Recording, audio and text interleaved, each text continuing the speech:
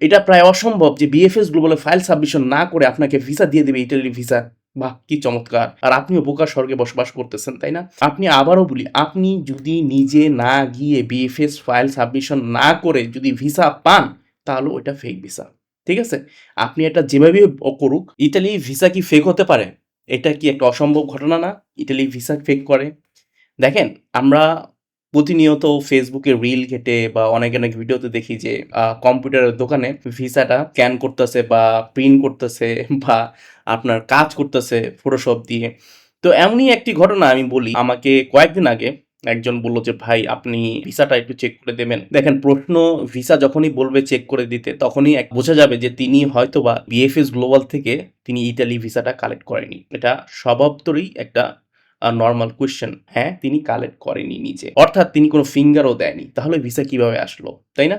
এই প্রশ্নটা আসে। যেভাবেই হোক বা তার ভিসাটা যদি করাতে হয়, ইতালির ভিসাটা, অবশ্যই তার বিএফএস গ্লোবাল থেকেই ভিসাটা নিতে হবে। এটা জেনেও তারপরও আমি ভিসাটা একটু ভালোভাবে চেক করে দেখলাম।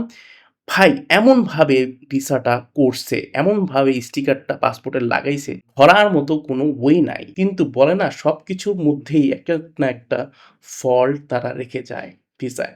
ভিসার সবকিছু আমি বলব না। ঠিক আছে? একটা ভিসার মধ্যে কি ইনফরমেশন থাকে আর কি ইনফরমেশন ইমিগ্রেশন বিভাগ দেখে, এগুলো আমি কখনোই বলব না। ঠিক আছে? জানলেও বলব না। কারণ এগুলো যদি বলে দেই, তাহলে দেখা যাবে যে যারা ভিসা নিয়ে কারসাজি করে তারাও জিনিসটা সচেতন হয়ে যাবে। পরবর্তীতে এই জিনিসগুলা ইউটিলাইজ করবে। এজন্যই আমি কোনো সময় নোটসটা চেক করার ব্যাপারেও কোনো ধরনের ভিডিও দেই না। কারণ যতটা আমরা চেক করব, যতটা আমরা করব, তারা ততটা সচেতন হবে, ততটা কষ্টকর করে তারা এই ভিসাগুলা বা নুলস্থাগুলা ফেক করবে। তাই আপনারা সাবধান হন। কোনো সময় যদি এমন ব্যক্তি বলে যে বিএফএস গ্লোবালে প্রেজেন্ট না হয়ে আপনাকে ভিসা করিয়ে দেবে, সেটা 100% নকল ভিসা দেবে। এটা প্রায় অসম্ভব যে বিএফএস গ্লোবালে ফাইল সাবমিশন না করে আপনাকে ভিসা দিয়ে দেবে ইটালির ভিসা।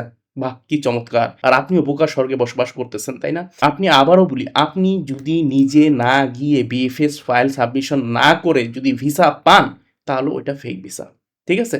আপনি এটা যেভাবেই করুক, আপনি ওটা ফেক ভিসা দেবে আপনার দালাল। যে ঘটনাটা তিনি শেয়ার করলো যে তিনি ভিসাটা কিভাবে পেয়েছেন, তিনি ভিসার মধ্যে নাফি টাওয়ারের নিচে দাঁড়িয়েছিলেন। আর নাফি টাওয়ারের উপর সেই দালাল গেছে এবং সে নিয়ে আসছে ভিসাটা। তো এতই সোজা ভাই, হ্যাঁ? আপনি নিজে না কালেক্ট করে যখন দালালকে দেবেন, তখনই এই জিনিসটা আপনি বুঝে যাবেন যে এইটা ভিসা আপনার আসল না। ঠিক আছে? সো সাবধান হন আপনারা।